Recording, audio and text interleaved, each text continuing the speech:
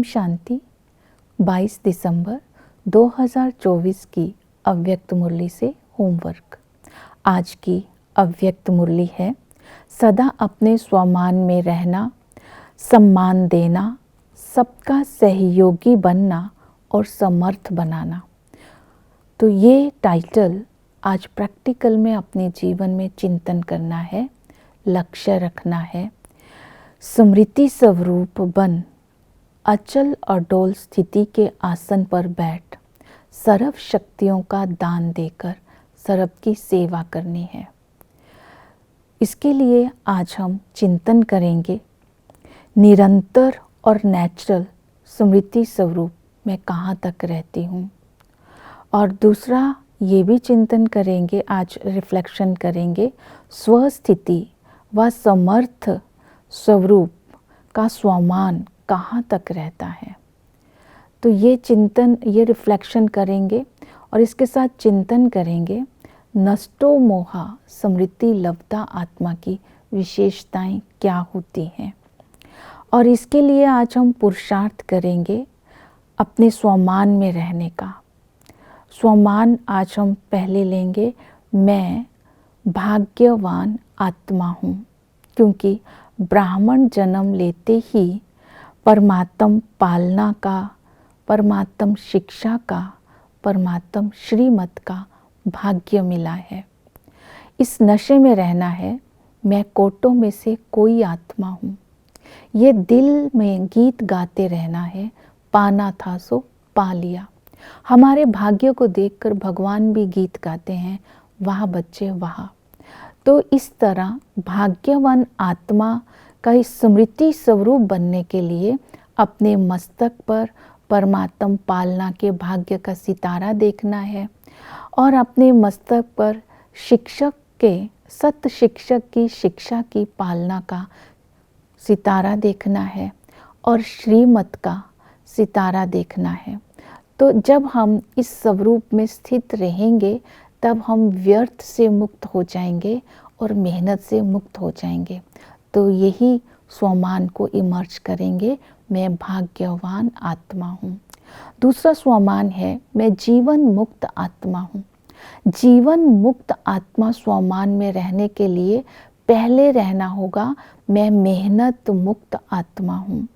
मेहनत से मुक्त होने की जो विधि आज की मुरली में बाबा ने बताई, जब ये नशा रहेगा मैं भाग्यवान आत्मा हूँ, तो ये नशा, ये स्मृति हमें मेहनत मुक्त भी बना देती है, क्योंकि मस्तक में भाग्य का 3 लकीरें चमकती हुई सदा देखते रहेंगे। मेहनत से मुक्त होने के लिए दूसरी विधि बताई कि हमें वरदान को स्मृति में रखना है। देही अभिमानी भव का वरदान बाबा से हमें मिला है, इस वरदान को बुद्धि में रखना है। दूसरा वरदान जो बाबा से हमें मिला, स्मृति स्वरूप भव, ये वरदान जो बुद्धि में रहेगा तो मेहनत से मुक्त रहेंगे। इसके साथ साथ बाबा ने कहा देही अभिमानी स्थिति को नेचुरल नेचर बनाना है, स्मृति स्वरूप बन करके रहना है। जैसे ब्राह्मण जन्म मिलते ही बाबा ने पहला पाठ पक्का कराया, मैं कौन, मैं आत्मा हूँ, मैं आत्मा हूँ। इस स्वरूप को, इस स्मृति को अपना स्वरूप बना लेना, नेचर बना लेना। तो दूसरा है मेहनत मुक्त बनना है, तो संगम युग की स्मृति में रहना है, क्योंकि संगम युग प्राप्तियों का युग है। 63 जन्म की जो मेहनत की उसकी फल की प्राप्ति का ये युग है। तो संगम युग की स्मृति में रहने से भी हम मेहनत मुक्त बन जाते हैं। तो मेहनत मुक्त बनने के लिए मेहनत के जो कारण है उनका निवारण करना है। मेहनत का कारण है बॉडी कॉन्शियसनेस, मेहनत का कारण है सोचता स्वरूप बनना, मेहनत का कारण है देह भान में रहना, मैं फलाना हूँ, मैं फलाना हूँ। इस कारण का जब निवारण कर देंगे तब हम आत्मा मेहनत मुक्त बन जाएंगी। जो मेहनत मुक्त आत्मा होगी वही जीवन मुक्त बन करके अन्य आत्माओं को भी मुक्ति दिला सकेंगी। जब हम इन बातों से मुक्त होंगे तब दूसरों को भी मुक्ति दिला सकेंगे।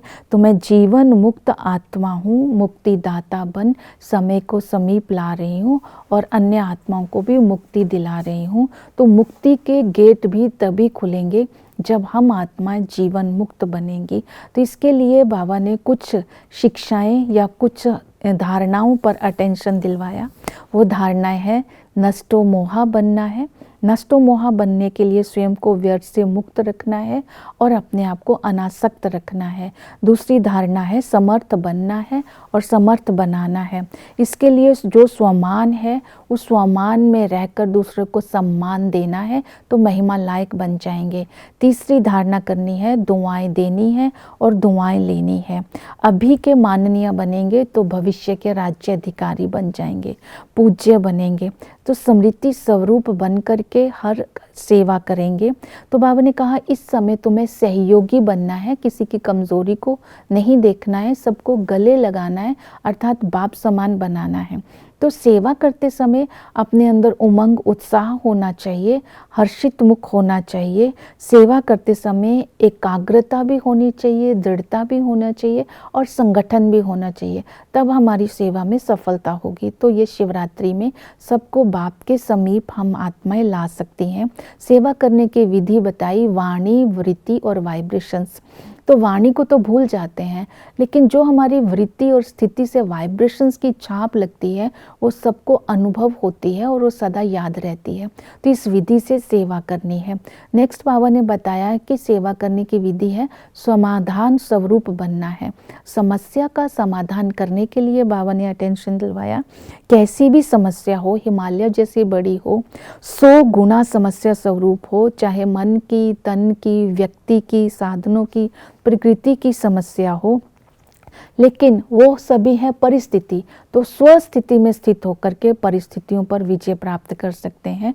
स्वस्थिति में स्थित होने के लिए स्वमान को इमर्ज रूप में रखना है, जो बाबा ने हमें स्वमान दिए हैं कि मैं मास्टर, मैं स्वदर्शन चक्रधारी हूँ, मैं नूरे रतन हूँ, मैं दिल तक नशीन आत्मा हूँ।